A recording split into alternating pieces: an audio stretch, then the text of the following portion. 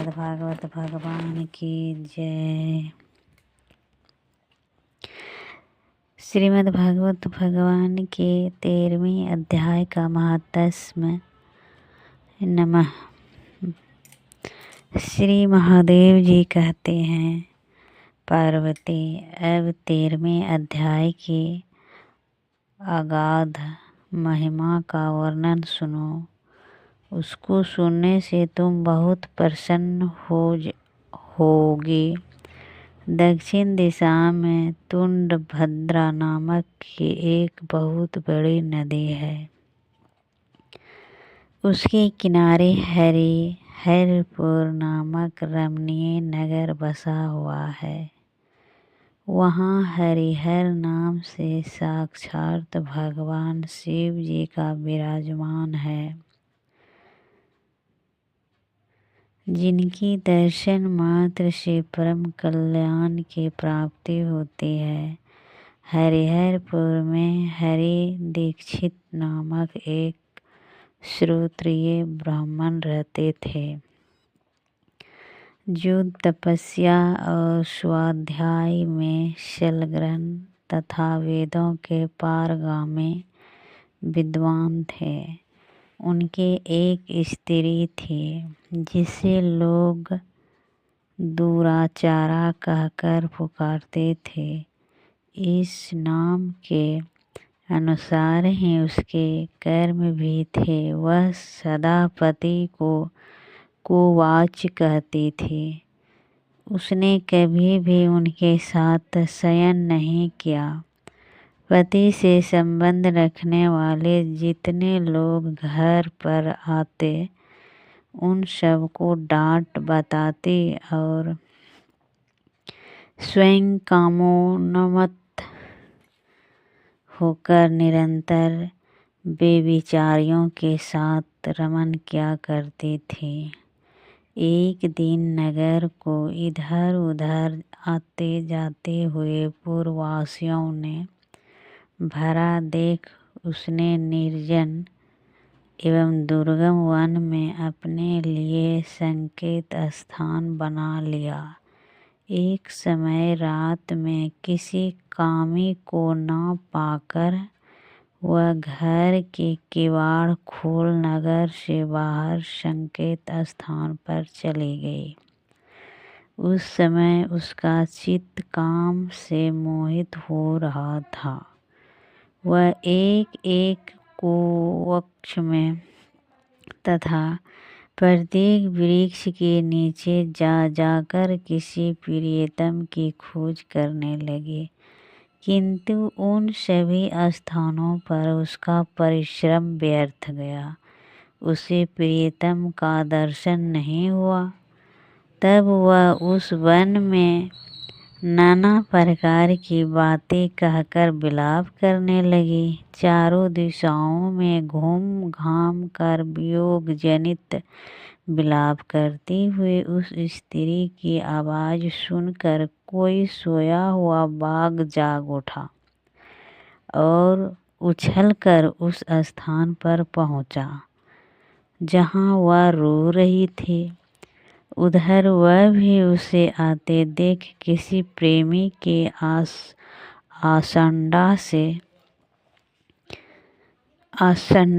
से उसके सामने खड़े होने के लिए ओट से बाहर निकल आई। उस समय बाघ ने आकर उसे नख रूपी बाणों के प्रहार से पृथ्वी पर गिरा दिया।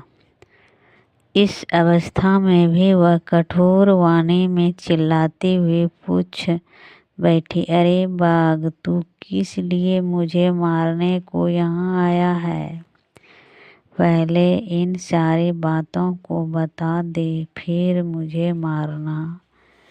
उसकी यह बात सुनकर प्रचंड पराक्रमी बाघ क्षण भर के लिए उसे अपना ग्रास बनाने से रुक गया और हंसता हुआ सा बोला, दक्षिण देश में मलापहा नामक एक नदी है। उसके तट पर मुनि पर्णा नगरी बसी हुई है। वहाँ पंचलिड नाम से प्रसिद्ध साक्षात भगवान शंकर निवास करते हैं। उसी नगरी में ब्राह्मण कुमार होकर रहता था। नदी के किनारे अकेले बैठा रहता और जो यज्ञ के अधिकारी नहीं है उन लोगों से भी यज्ञ कराकर उनका अन्न खाया करता था। इतना ही नहीं, धन के लोभ से मैं सदा अपने वेद पाठ के फल को भी बेचा करता था। मेरा लोभ यहाँ तक बढ़ गया था कि अन्य भिक्षुकों को गालियों देकर हटा देता और स्वयं दूसरों को नहीं देने योग्य धन भी बिना दिए ही हमेशा ले लिया करता था। ऋण लेने के बहाने में सब लोगों को छला करता था। तदंतर कुछ काल व्यतीत होने पर मैं बूढ़ा हुआ। मेरे बाल सफ़ेद हो गए, आँखों से सूझता ना था और मुंह के सारे दांत गिर गए। इतने पर भी मेरी दान लेने की आदत नहीं छूटी। पर आने पर प्रतिग्रह के लोभ से मैं हाथों में कुश लिए तीर्थ के समीप चला जाया करता था। तत्पश्चात जब मेरे सारे अंग शिथिल हो गए तब एक बार मैं कुछ धूर्त ब्राह्मण के घर पर मांगने खाने के लिए गया। उसी समय मेरे पैर में कुत्ते ने काट लिया। तब मैं मूर्छित होकर क्षण भर में पृथ्वी पर गिर पड़ा। मेरे प्राण निकल गए। उसके बाद मैं इसी बाघ्य योनि में उत्पन्न हुआ।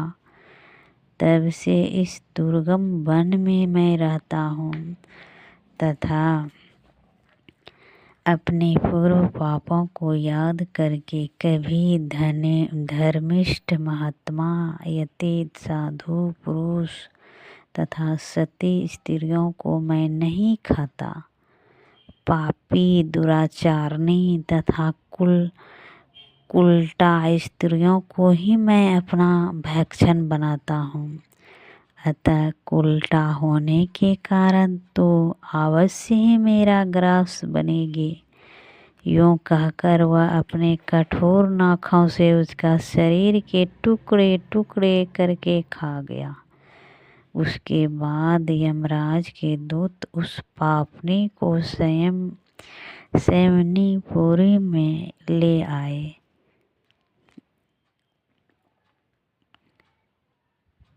वहाँ यमराज की आज्ञा से उन्होंने अनेकों बार उसे विष्ठा, मूत्र और रक्त से भरे हुए भयानक कुंडों में गिराया। करोड़ों कल्पों तक उसमें रखने के बाद उसे वहाँ से ले आकर 100 मंदत्रों तक रोवर नरक में रखा। फिर चारों ओर मुँह करके दिन भाव से रोती हुई उस पापनी को वहाँ से खींचकर दहनान नामक नरक में गिराया। उस समय उसके केश खुले हुए थे और शरीर भयानक दिखाई देता था। इस प्रकार घोर नरक यातना भोग चुकने पर वह महापापनी इस लोक में आकर चंडाल योनि में उत्पन्न हुई। चंडाल के घर में भी प्रतिदिन बढ़ती हुई वह पूर्व जन्म के अभ्यास से पूर्वोक्त पापों में प्रवृत्ति रहती। फिर उसे कोढ़ और राजयक्षमा का रोग हो गया।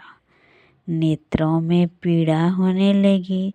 फिर कुछ काल के पश्चात वह पुनः अपने निवास स्थान हरिपुर को गई, जहाँ भगवान शिव के अनंतपुर के स्वामी जम्भकादेवी विराजमान है, वहाँ उसने वासुदेव नामक एक पवित्र ब्राह्मण का दर्शन किया, जो निरंतर गीता के 13वें अध्याय का पाठ करता रहता था। उसके मुख से गीता का पाठ सुनते ही वह चंडाल शरीर से मुक्त हो गई और दिव्य देह धारण करके स्वर्ग लोक में चली गई। इसी प्रकार 13वां अध्याय पूरा हुआ। श्रीमद्भागवत भगवान की जय।